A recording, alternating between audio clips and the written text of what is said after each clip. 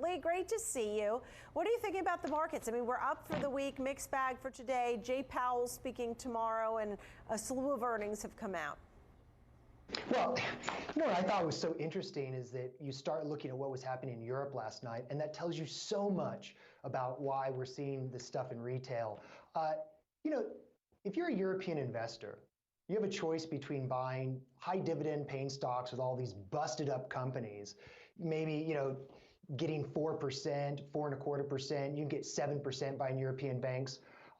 And there just seems to be a buyer strike over there. When you look at the German industrial numbers, or in France, or in our own country, we have this issue where manufacturing is getting killed, but services is strong. And then you look at left for dead things like Nordstrom's being up 10%, Target going up 20 at one point yesterday. So what I would say is that it's really easy to understand what's going on.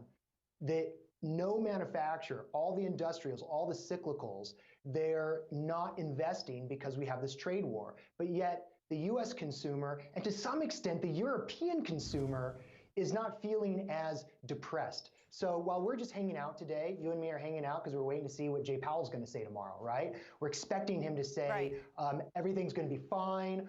We're going to give, you know, more vodka in the punch bowl, and don't worry about that yield curve inversion for another 12 to 18 months.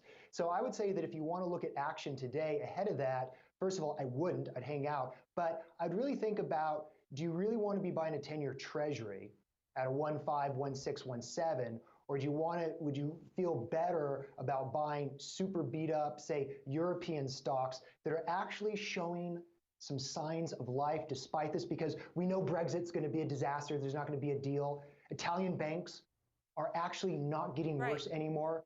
Even Greece has come back. So if you think about it, America. So is that why you picked? Is that why you picked this? You called it a cheap international play with a yield of more than 4%, somewhat of a value, right? EFV. You like that, right, Lee? I love it because you're basically just taking about half or that bottom third of the cheapest stuff, mostly in Europe. There's a little bit in Japan and other places like Canada. But you're basically saying this seems a lot like 2009 in America, when the S&P 500 was yielding over 4% and everybody said things are not going to get better.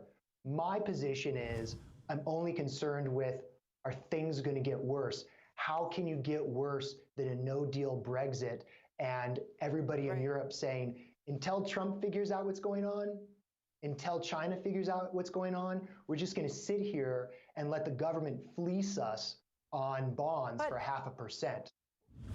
It's amazing to see some great moves like what we saw in Target and Lowe's and Nordstrom. I mean, you think we're still good in the market, in the stock market, because people are invested. They want to know what to do with their money. You think we're at least safe for the next 6 months, right?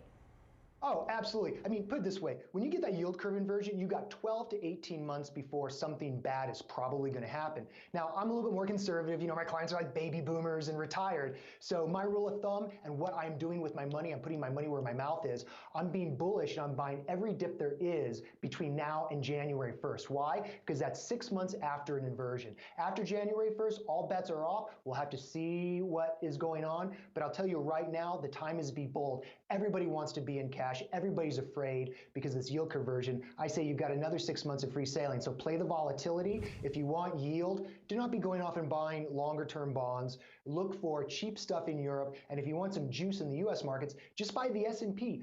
Buy that right now because we still have time. And I'd say if you really want to be a contrarian, which is the other side of my portfolios, you look at things like small cap value. Because remember, back in .com, 3 months before the peak of the market, all the small cap stocks rushed up 20% when the S&P only went 5%. Yeah, well, the Russell is in correction territory.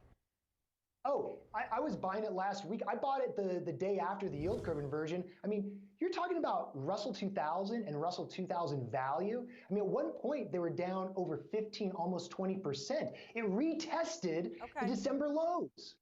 So that's why I'm so excited. Buy retests.